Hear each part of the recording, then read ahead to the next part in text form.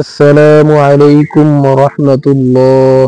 সুপ্রিয় এসো শান্তির পথে দর্শক মণ্ডলী, আশা করি মহান আল্লাহ রাব্বুল আলামিনের অশেষ মেহেরবানি ও দয়ায় আপনারা সকলেই ভালো আছেন।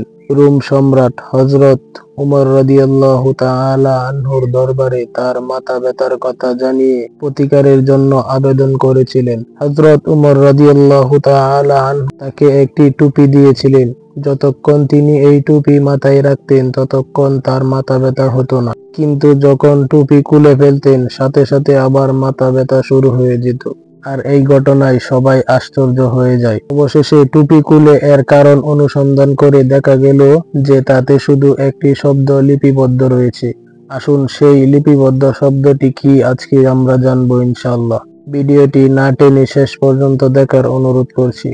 হযরত আবু হুরায়রা রাদিয়াল্লাহু তাআলা আনহু হতে বর্ণিত, রাসূলুল্লাহ সাল্লাল্লাহু আলাইহি ওয়াসাল্লাম তাকে লক্ষ্য করে ইরশাদ করেন, হে আবু হুরায়রা, তুমি যখন ওযু করবে এই শব্দ বলবে, তাহলে ফেরেশতাগণ তোমার ওযু শেষ না হওয়া পর্যন্ত তোমার জন্য পূর্ণ লিখতে থাকবে। তুমি যখন স্ত্রীর সাথে মিলিত হবে তখন এই শব্দ বলবে, তাহলে যতক্ষণ না তুমি পবিত্র হবে ততক্ষণ পর্যন্ত ফেরেশতারা তোমার জন্য পুণ্য লিখতে থাকবে।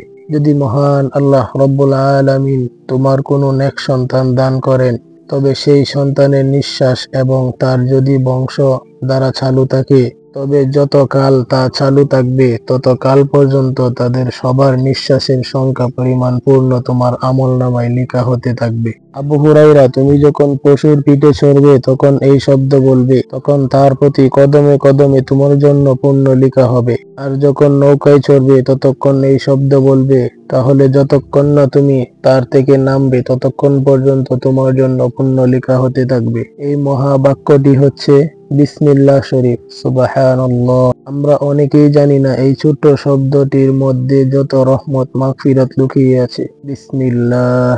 মহান আল্লাহ রাব্বুল আলামিনের নামে শুরু করছি। মহান আল্লাহ রাব্বুল আলামিন যেন আমাদের সবাইকে বেশি বেশি বিসমিল্লাহ পড়ার তৌফিক দান করেন। যে কোনো কাজের শুরুতে বিসমিল্লাহ পড়বেন আমরা অনেকেই জানি বলে এই আমলটির যথাযথ কদর করছি না।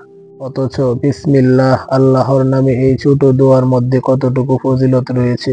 ইরশাদ হয়, বিসমিল্লাহ শরীফ এর মধ্যে 19টি হরফ আছে। এই 19টি হরফের বিশেষত্ব এই যে রাতে মোট 24 ঘন্টা 5 ঘন্টা 5 ওয়াক্ত নামাজের জন্য, আর বাকি 19 ঘন্টা মানুষের কাজকর্মে, চলাফেরা, পানাহার ও নিদ্রায় কাটায়। আল্লাহ তাআলা ওই সময়ের মধ্যে ইবাদতের জন্য বিসমিল্লাহকে নির্দিষ্ট করেছেন। সুবহানাল্লাহ। এই বিসমিল্লাহর বরকত মানুষের বিপদ আপদ থেকে বেঁচে থাকে। সুতরাং প্রত্যেক ঘন্টায় 19 বার করে বিসমিল্লাহ পাঠ করা উচিত। হাদিসে এসেছে, যখন বিসমিল্লাহ অবতীর্ণ হয় তখন তার মর্যাদা ও মহা অনুভবতায় ভয়ে পাহাড় পর্বত কেঁপে ওঠে। হযরত আব্দুল্লাহ ইবনে মাসউদ রাদিয়াল্লাহু তাআলা আনহু বলেন, যে ব্যক্তি দুজকরক্ষী 19 জন ফেরেশতার আযাব থেকে মুক্তি পেতে চায়, তার কর্তব্য অধিক সংখ্যক বার বিসমিল্লাহ পড়া।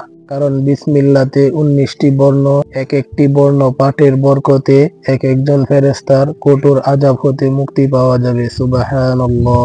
মহান রব্বুল আলামিন প্রত্যেকটা কাজ শুরু করার আগে বিসমিল্লাহ পড়ার অভ্যাস তৈরি করে দিন আমাদের সবাইকে। সম্মানিত দিনী ভাই এবং বোনেরা যারা এই ভিডিওটা দেখছেন, আজ থেকে সম্মানিত দিনী ভাই এবং বোনেরা সকলে আমরা শপথ গ্রহণ করি, যে কোনো কাজের শুরুতে আমরা বিসমিল্লাহ পড়বো ইনশাআল্লাহ। যদি মনে না থাকে, যদি মনে হয় তখনই পড়ে নিবেন এবং বেশি বেশি ইস্তেগফার পাঠ করবো ইনশাআল্লাহ।